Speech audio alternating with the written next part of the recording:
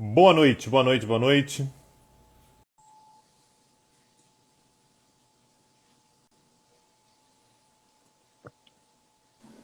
Boa noite. Boa noite, Daniel.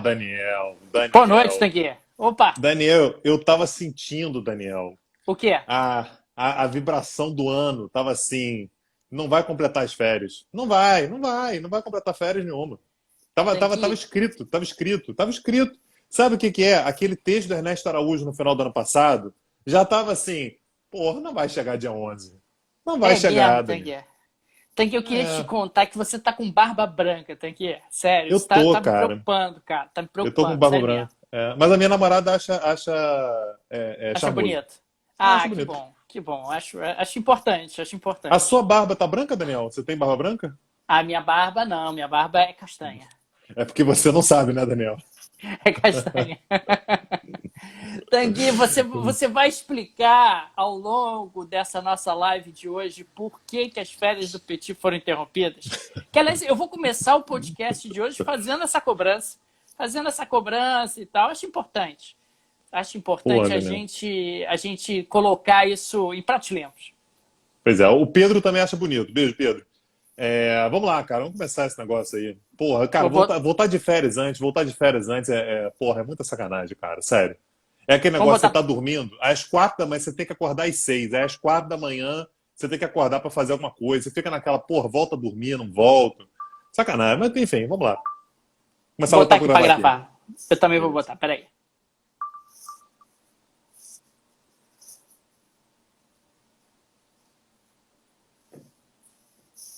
Tanguy, começou o podcast, Tanguy. Tá gravando aí? Tá Tá gravando. gravando? Tá gravando? Tá Tanguy, eu gravando. quero saber por que que hoje, 6 de janeiro de 2020, nós estamos fazendo podcast. Ao Daniel, contrário... Ah, peraí.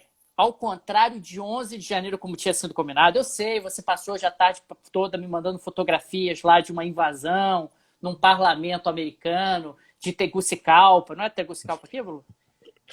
Daniel, eu Não tava é, dando aula, Daniel. Eu tava dando aula e os alunos começaram a enlouquecer no meio da aula. Começaram a enlouquecer. Professor, tá tendo invasão. Aí eu achei que, porra, era aonde? Caracas, né? Isso deve ser São Caracas. No José. É São máximo, José, então, aquilo. São José. Ou Brasília. Brasília. Brasília, a Talvez, gente. né? É. Porra, já é uma forçada, né? Uma Brasília, de repente, sei lá. Mas não, Daniel. Washington. O que que tá Capitólio, acontecendo, Tanguy? Daniel? Capitólio. Cara, Capitólio. Rapaz. Peraí. Invadiram o negócio lá. Quer dizer que hoje era o dia que nós teríamos a sessão no Congresso americano que chancelaria, formalizaria a vitória de Joe Biden, né? Isso. E mais ou menos na hora do almoço tínhamos ali Donald Trump, né? Parecia num estádio de futebol, inflando o povo com a Casa Branca atrás, numa cena curiosíssima. Corta, a cena seguinte foi essa multidão invadindo a Casa Branca, aparentemente até com alguma fratura feita pela própria polícia. A própria polícia abriu e falou: pode entrar, pode entrar. E quando a gente viu, a sessão tinha sido interrompida e os Estados Unidos já estavam sendo classificados como uma República das Bananas. É isso. Exatamente, é isso aí. Eu comecei a aula, estava tudo em paz, né? Então, só para. Foram 2 horas de aula. Entre eu começar a aula e terminar a aula, o mundo virou de cabeça para baixo. Só para contextualizar o que estava acontecendo hoje, a gente já teve há algum tempo, o Petit Jornal estava tendo coluna, inclusive, a gente falou sobre isso no bate-papo, já teve colégio eleitoral, né? Então a gente teve as eleições em novembro, aquele rame-rame para sair finalmente o resultado, né? Os últimos resultados, enfim. Já teve o colégio eleitoral aconteceu de forma tranquila. E hoje era a sessão no parlamento, é uma sessão conjunta do Congresso e do Senado, e que você pega Na estado por realidade, estado, na realidade, da Câmara e do Senado, né? O da Câmara e do Congresso Senado, todo. isso. O Congresso todo, então a Câmara e o Senado. E aí você faz uma sessão conjunta e eles pegam estado por estado em ordem alfabética, né? Então, Alasca, Alabama, né? Você vai um por um para ver se os congressistas concordam com aquela decisão.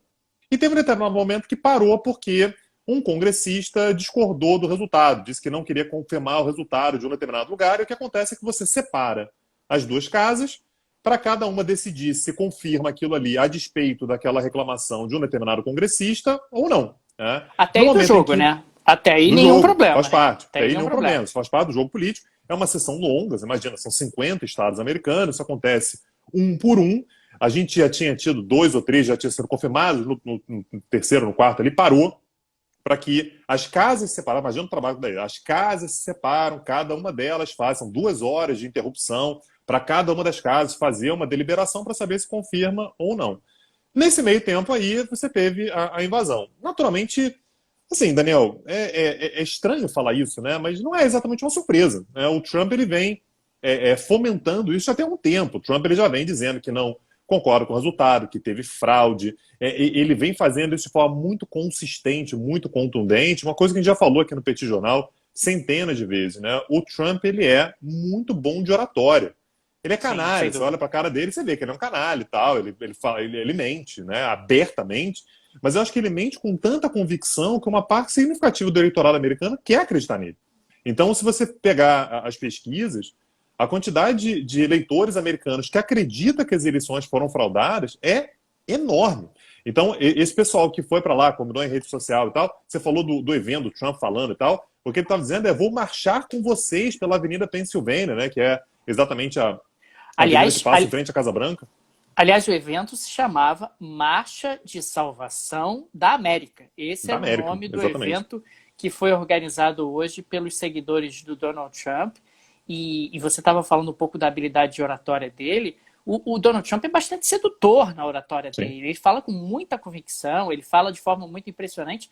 Agora, ele entrou com processos judiciais em uma quantidade inacreditável de estados, até na própria Suprema Corte, e a campanha dele foi derrotada em todos. Em todos. Foram mais de 50 processos judiciais questionando os resultados das eleições de novembro, e ele foi derrotado em todos, e mesmo assim ele insiste e segue dizendo que houve ali um processo de fraude. E aí eu queria até fazer uma colocação para você, queria saber se você concorda ou não.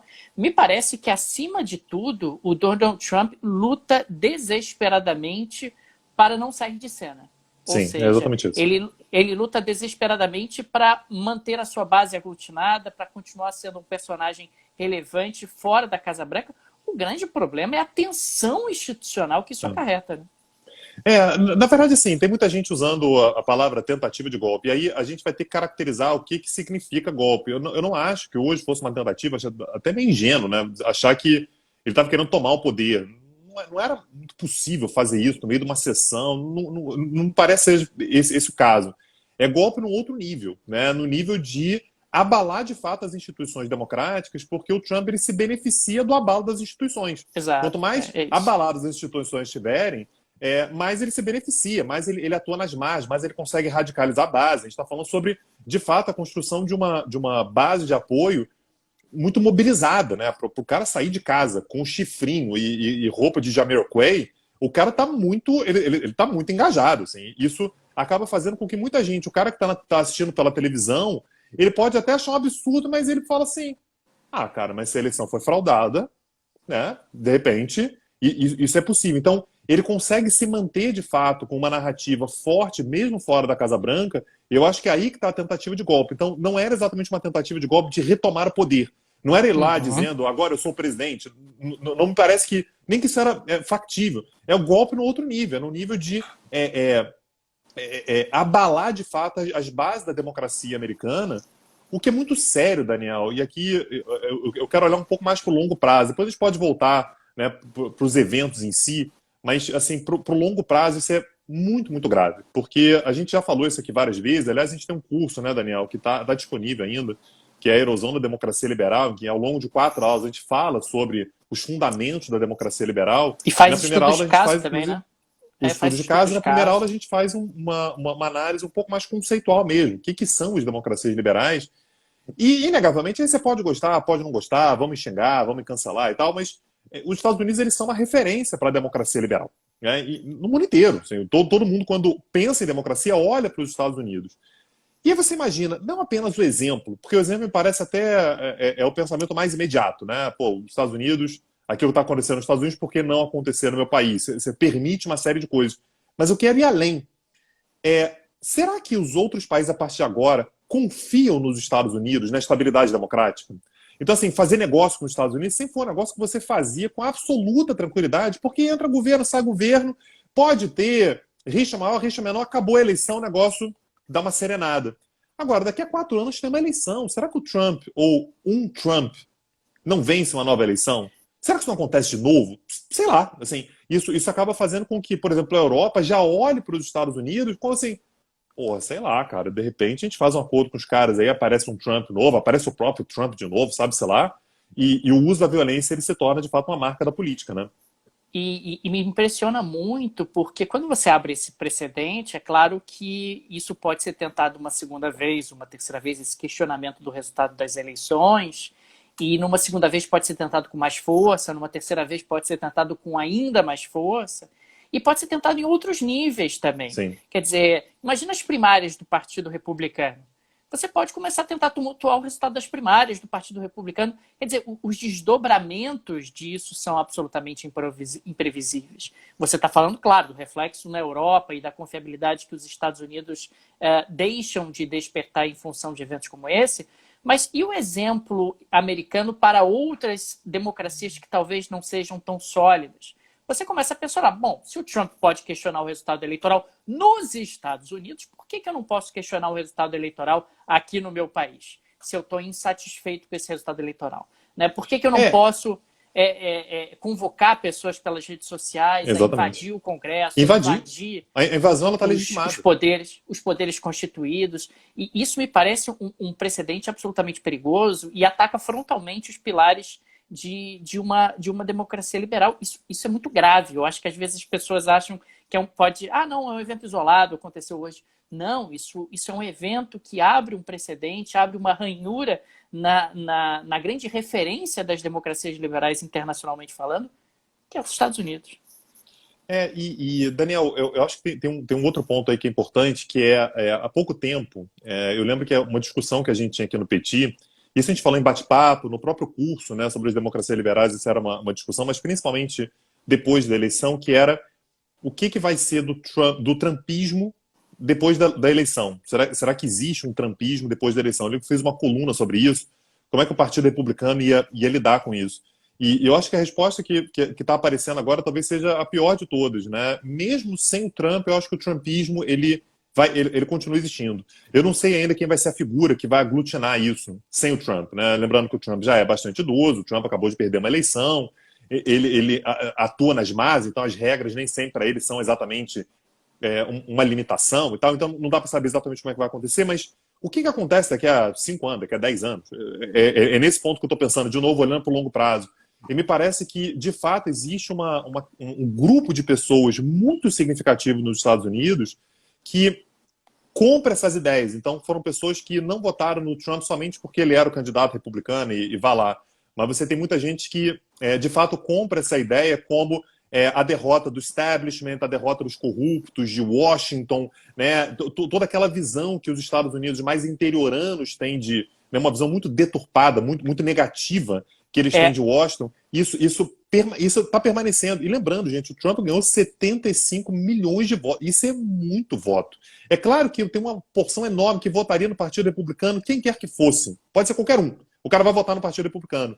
Mas tem muita gente que, de fato, vai moldar a sua visão política a partir dessa visão.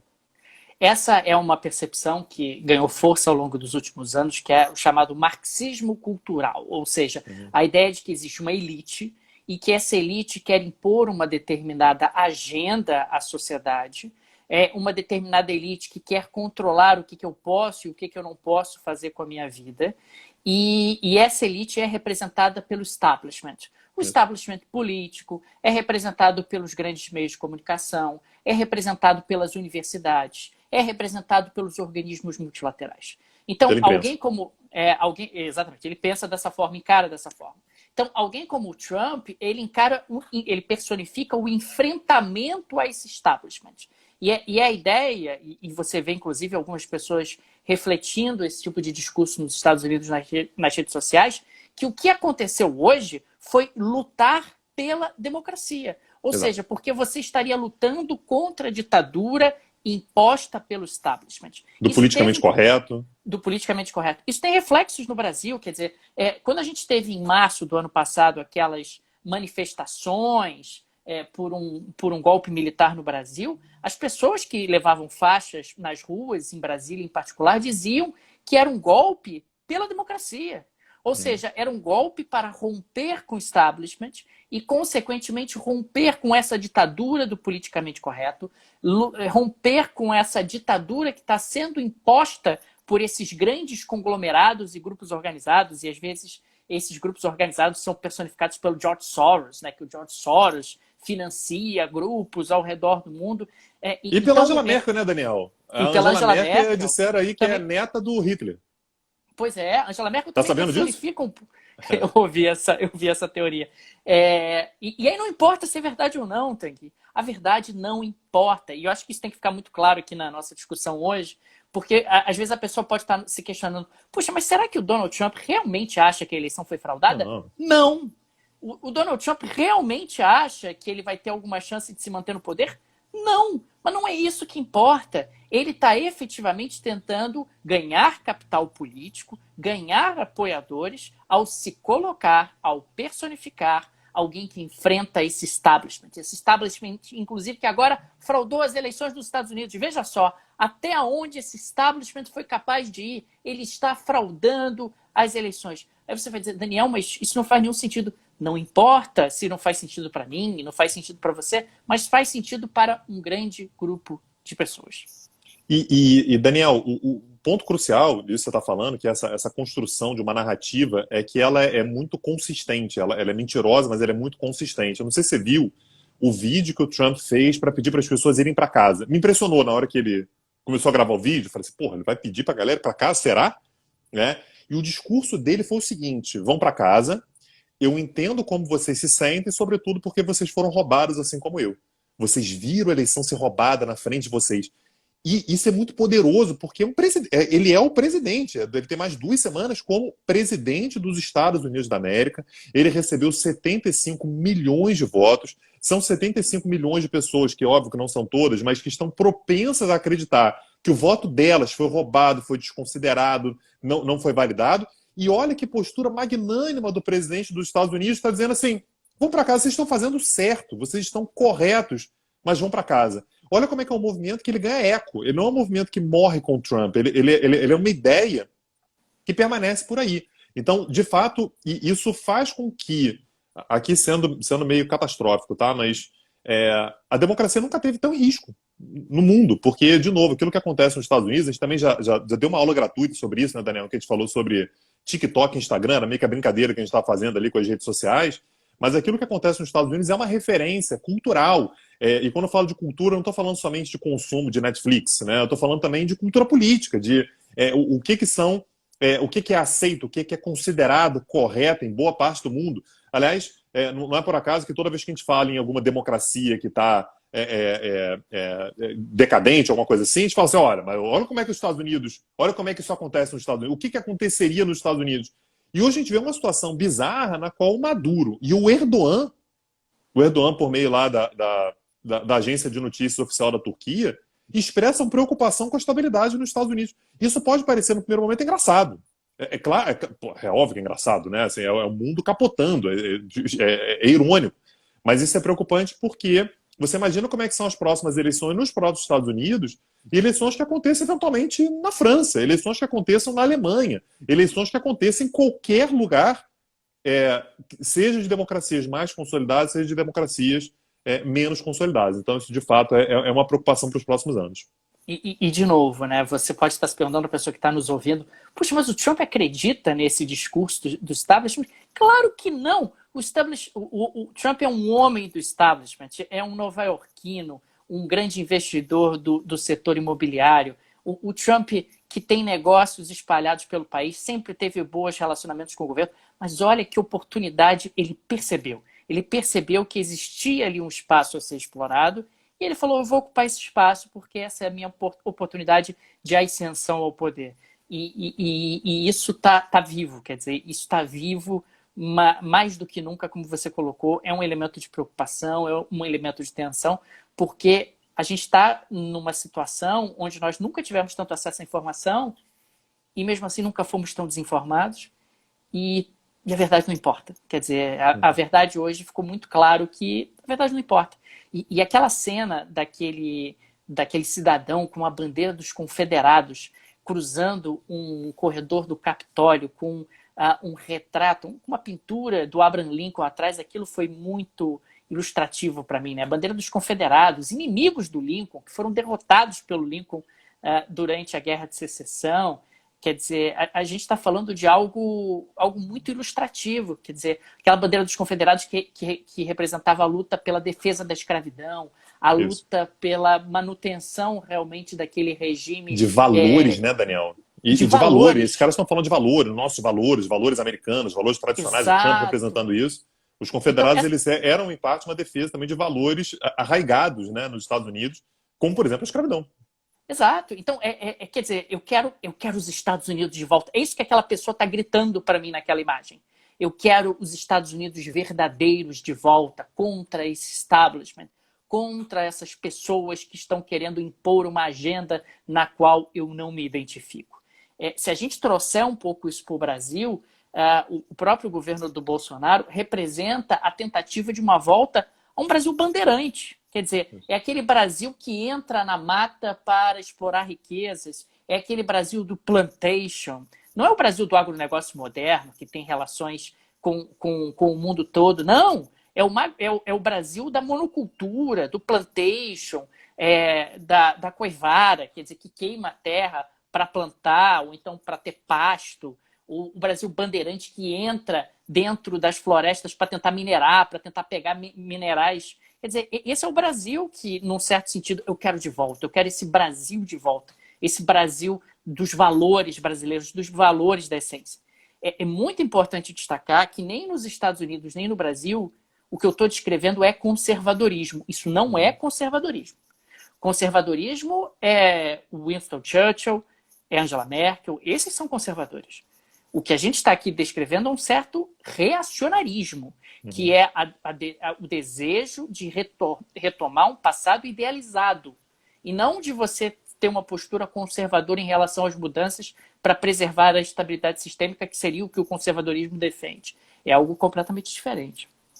E, Daniel, a gente tem uma decalagem de 2 anos, né, entre o Trump e o Bolsonaro, mas o Bolsonaro, de fato, ele bebe muito do Trump, né? Então, Trump foi eleito em 2016, Bolsonaro em 2018, e a preocupação do Bolsonaro agora, né, em 2020, né, no ano passado, era que a derrota do Trump poderia levar ao enfraquecimento do movimento Bolsonaro.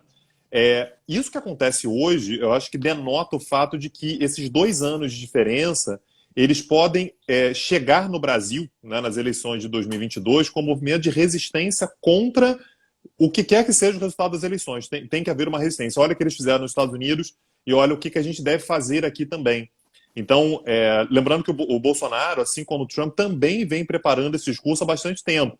Esse discurso absolutamente louco, mas que faz sentido para os apoiadores dele, de que ele ganhou as eleições, mas elas foram fraudadas, que ele ganhou as eleições no primeiro turno. Isso tudo acaba fazendo com que a gente, de fato, tenha, para daqui a 2 anos, o impacto do que está acontecendo aqui. Lembrando que não dá para descolar as coisas. Aquilo que acontece nos Estados Unidos é uma influência muito grande. Aliás, a direita, a nova direita, principalmente nessa alt-right, nessa direita alternativa aqui no Brasil, ela bebe até esteticamente na direita americana. Então, essa é uma preocupação que, de fato, a gente tem que ter. Poucos países influenciam mais, eu acho que nenhum, né? Influencia mais a democracia no Brasil quanto os Estados Unidos. Então, esse é um movimento que provavelmente vai reverberar aqui no Brasil para 2022.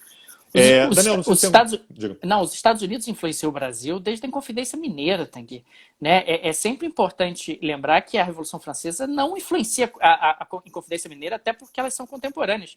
Quem influencia a Inconfidência Mineira no Brasil é a Revolução Americana. Quer dizer, os Estados Unidos influenciam o Brasil desde a sua formação, do ponto de vista político, do ponto de vista estético e etc. Daniel, dá para ir além, assim, dá para a gente pensar na importância global dos Estados Unidos. A Revolução Americana influencia a Revolução Francesa. A Revolução Americana, da democracia, enfim, influencia a revolução que é considerada, e você concorda comigo, eu tenho certeza, a revolução das revoluções, a revolução mais importante do liberalismo, de todas. Assim, você quer pensar em liberalismo, Você vai pensar na Revolução Francesa e depois na Revolução Americana. A Revolução Americana influencia a Revolução Francesa. Então, ela vem um pouco mais de uma década antes. Então, olha o tamanho do impacto que os Estados Unidos têm. Não é de hoje, a gente está falando do século XVIII.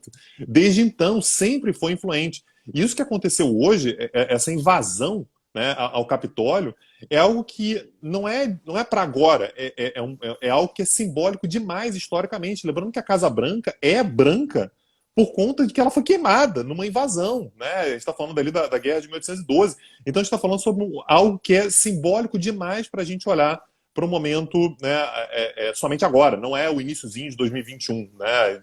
Não é isso. A gente está falando sobre um movimento que é maior e assim, é meio tenebroso, né, o que a gente pode ver pela frente. Eu acho que os próximos meses, né, eles são pontos, assim, vão ser momentos bastante importantes para a sobrevida da democracia de uma forma geral. Pois é, Tanguy, acho que vai ser complicado. Aqui pelo Brasil as coisas estão calmas, né, Tanguy? Afinal, Não, tá ótimo. Daniel, antes da gente vir para o Brasil, só queria fazer um último ponto sobre os Estados Unidos, porque a gente veio falando antes das férias, né, nem me atrevo mais a chamar assim, né, do nosso recesso, enfim, que o Partido Democrata ele ganhou a Casa Branca, né, então a presidência, e já estava com maioria garantida na Câmara. E a gente teve a confirmação hoje de que o Partido Democrata ganhou as 2 cadeiras da Geórgia, né, as 2 cadeiras do Senado da Geórgia. Então, os republicanos já tinham 50 cadeiras, os democratas tinham 48, né, na verdade 46, mas tem 2 independentes que votam normalmente com o Partido Democrata, e com essas 2 vagas da Geórgia, né, essas 2 cadeiras do Senado da Geórgia para o Partido Democrata, fica 50-50. E aí, lembrando que quem é o voto de Minerva é o presidente do Senado. E o presidente do Senado vem a ser sempre o vice-presidente dos Estados Unidos, que vem a ser Kamala Harris. Né? Então a gente acaba contando não mais 100, porque está empatado, 50-50, mais 101, né? E estamos ficando 51, né? Contando com a vice-presidente para o Partido Democrata, 50 para o Partido Republicano. E dentre esses 2 senadores da Geórgia, a gente teve o primeiro senador negro eleito por um país, por um estado do sul. Então, olha o nível de mudança que a gente tem, né? Assim, um negro sendo eleito pela Geórgia, né? A Geórgia que foi que votou no Partido Democrata, né, nas eleições presidenciais, ao mesmo tempo que o movimento ultraconservador, fascista, né, tenta de fato invadir, consegue invadir o Capitólio nesse dia 6 de janeiro. Tanguy, lembrando que hoje o presidente do Senado, Mike Pence, vice-presidente dos Estados Unidos, irritou o Donald Trump, pelo menos para a torcida, porque Mike Pence, que não é maluco, sinalizou ali que ia aceitar, ia reconhecer a vitória de Joe Biden.